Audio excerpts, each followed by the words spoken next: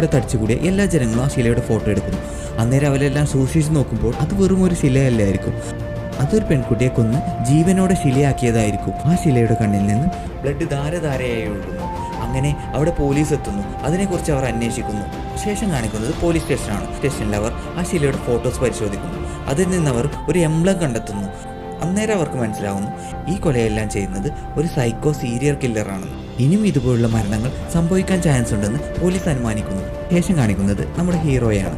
അദ്ദേഹം പാട്ട് പാടുകയും ഗിറ്റാർ വായിക്കുകയും ചെയ്തുകൊണ്ടിരിക്കുമ്പോൾ അദ്ദേഹത്തിൻ്റെ വലത് കണ്ണ് വേദന അനുഭവിക്കുന്നു. നഷ്ടപ്പെട്ടു പോയ കണ്ണിനെ കുറിച്ച് അവൻ ഓർക്കുന്നു. അന്നേരം അവൻ വലത് കണ്ണടച്ച് പിടിക്കുമ്പോൾ അവന് കാണുന്നത് ആ സൈക്കോ കില്ലറെയാണ്. അതിനർത്ഥം അവൻ്റെ ഇടത് കണ്ണ് ഫിക്സ് ചെയ്തിരിക്കുന്നത് ആ സൈക്കോ കില്ലർക്കാണ്. അവൻ അവിടെ പടം വരയ്ക്കുന്നതും മറ്റു കാര്യങ്ങൾ ചെയ്യുന്നതെല്ലാം ഇവനെ വലത് കണ്ണ് അടച്ചു പിടിക്കുമ്പോൾ കാണാൻ കഴിയുന്നു. ഇതെല്ലാം ശരിക്കും സംഭവിക്കുമോ എന്ന് അവൻ ആലോചിച്ചു കൊണ്ടിരിക്കുന്നു. ഇങ്ങനെയൊരു സൂപ്പർ പവർ ഉള്ളത് നമ്മുടെ ഹീറോക്ക് അറിയില്ല.